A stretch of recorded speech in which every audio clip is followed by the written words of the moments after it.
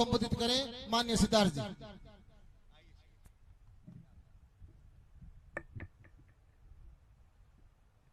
सम्मानित साथियों, जय भीम। अपनी बात रखने से पहले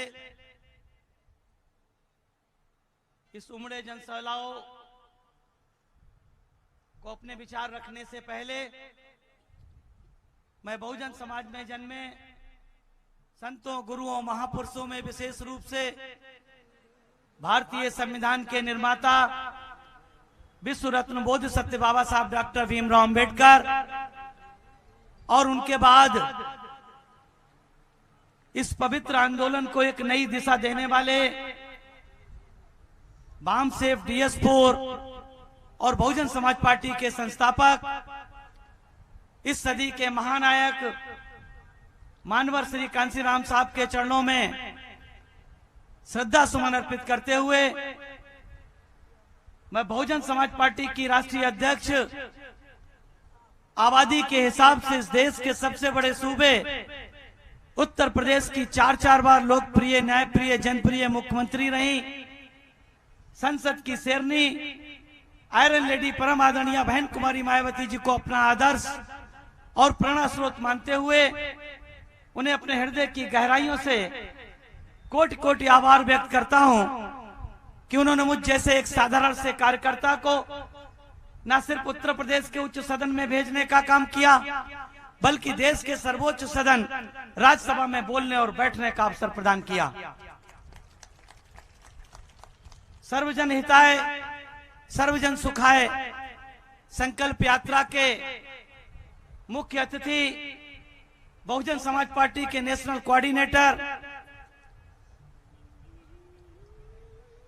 मंच पर उपस्थित राजस्थान सहित देश के तमाम प्रदेशों के केंद्रीय कोऑर्डिनेटर, सांसद राज्यसभा भाई रामजी गौतम जी, केंद्रीय कोऑर्डिनेटर राजस्थान प्रभारी भाई सुरेश आर्या जी, आज के कार्यक्रम की अध्यक्षता कर रहे राजस्थान प्रदेश के अध्यक्ष भाई बाबा जी,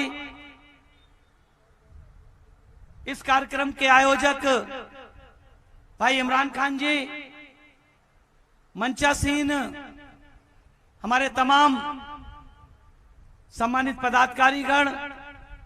इस कार्यक्रम का सफल संचालन कर रहे भाई प्रेम बारू पाल जी और इस उमस भरी गर्मी में उपस्थित तिजारा के कोने कोने से आए बहुजन समाज पार्टी के समर्थक और पदाधिकारीगण। साथियों, अपनी बात रखने से पहले मैं 4 लाइनें आप लोगों को देता हूं कि जिंदगी दी है तो जीने का हुनर भी देना, जिंदगी दी है तो जीने का हुनर भी देना,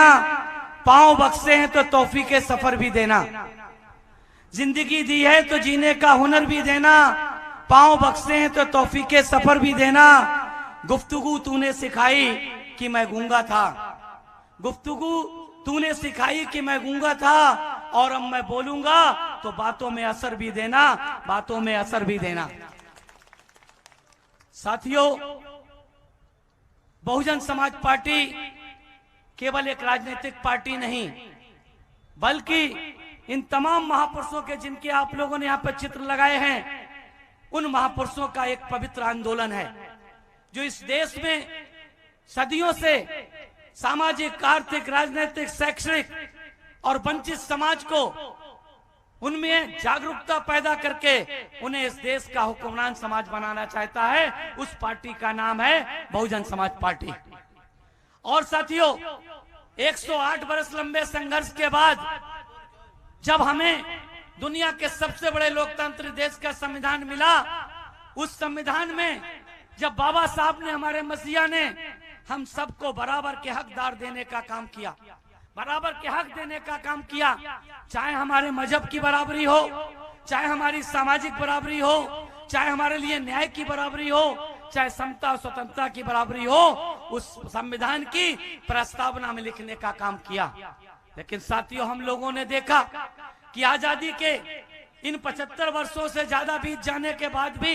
इस देश में, भारत के संविधान में दी गई सहूलियतों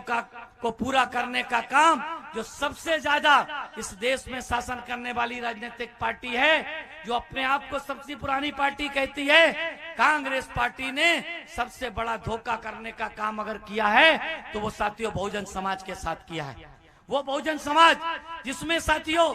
SC ST OBC और साथियों खास तौर से धार्मिक अल्पसंख्यक समाज के लोग आते हैं, जिनमें से बड़े बड़े पैमाने पर जो धार्मिक अल्पसंख्यक समाज में ताल्लुक रखने वाले हैं वो साथियों मुस्लिम समाज के लोग हैं। इन लोगों ने 50 वर्षों तक इस देश पे और आपके प्रदेश पे शासन करने का काम किया, लेकिन सबसे ज्यादा वोट देने का काम इस देश के दलित, पिछड़े और अकलियत समाज के लोगों ने किया। लेकिन कांग्रेस पार्टी ने आप लोगों के लिए कागजों में नीतियां तो बनाने का काम किया, लेकिन उन्हें जमीनी हकीकत पे उतारने का काम नहीं किया। अगर किया होता तो मैं आप लोगों से पूछना चाहता हूं कि आजादी के 75 वर्षों के बाद भारत के संविधान में हमें केंद्र की सरकार में 15% SC समाज के लोगों को, 7.5% ST समाज के लोगों को और 27% पिछले समाज के लोगों को रिजर्वेशन दिया जाता है। क्या आप लोगों का रिजर्वेशन केंद्र में या आपके राजस्थान में आज तक इन्होंने पूरा लागू करने का किया? अगर किया हो तो एक भी आदमी हाथ उठा करके बता दे साथियों आज तक इन्होंने पूरा नहीं किया। वहीं साथियों दूसरी तरफ उत्तर प्रदेश है, वो उत्तर प्रदेश जो इस देश की आबादी का सबसे बड़ा प्रदेश है, उस प्रदेश में बहुजन समाज पार्टी की राष्ट्रीय अध्यक्ष आदरणीय बहन कुमारी मायावती जी ने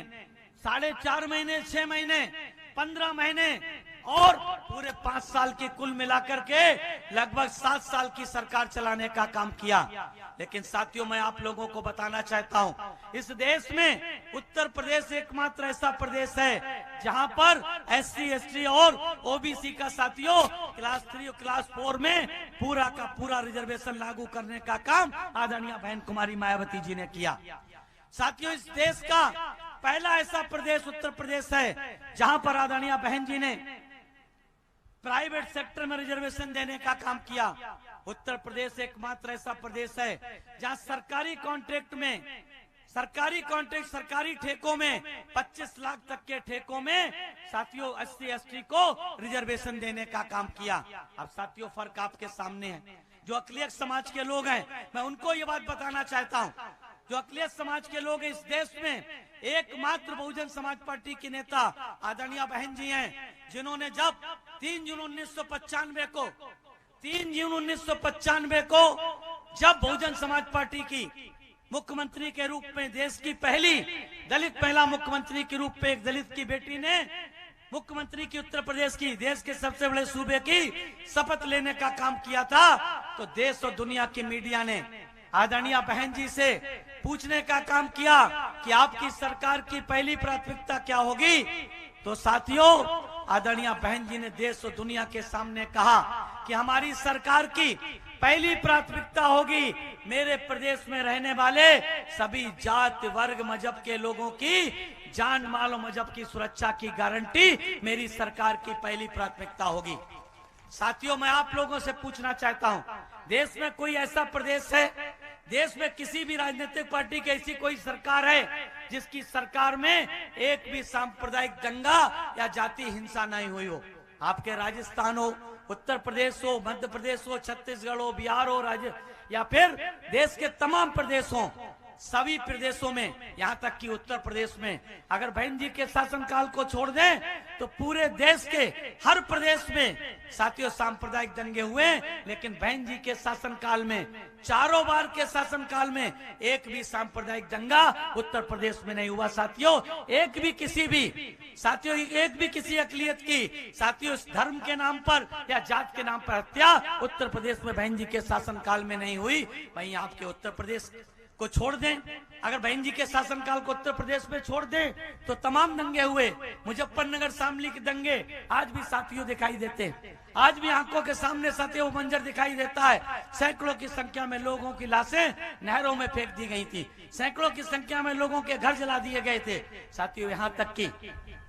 लोगों को सालों तक टेंटों में रहने पे मजबूर होना पड़ा। और साथियों जब उन टेंटों में, जब साथियों वो गर्मी, बरसात, सर्दी, उन टेंट में रहने पे मजबूर हुए, और जब साथियों बहुजन समाज पार्टी के नेता आदरणीय बहन जी ने बहुजन समाज पार्टी के लोगों के लिए उन लोगों के राहत कैंपों में भेजने का काम किया, तो साथियों वहां पर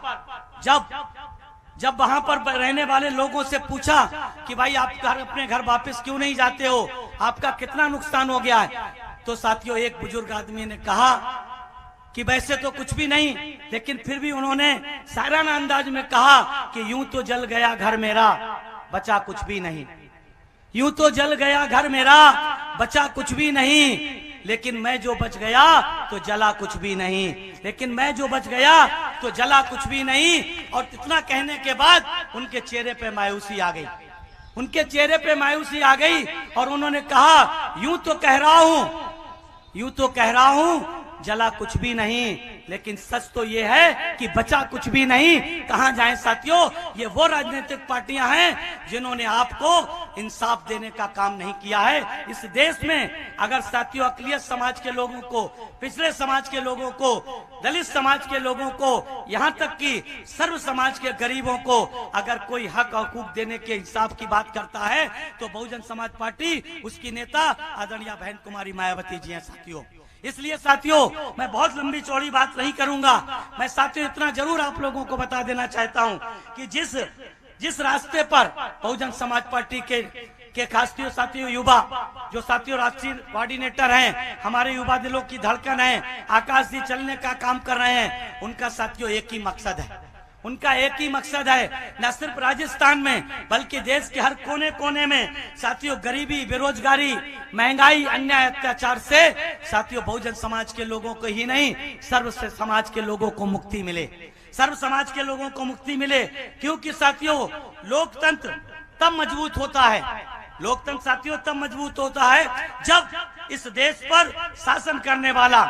जो शासक होता है साथियों, वो किसी व्यक्ति, जात विशेष, धर्म विशेष के लिए नहीं सोचे, बल्कि सर्व समाज के लिए, यानी कि बिल्कुल गैर बराबरी की बात को समता मूलक समाज बनकर एक नजर से देखने का काम करे। आज साथियों चाहे आपके देश में हो,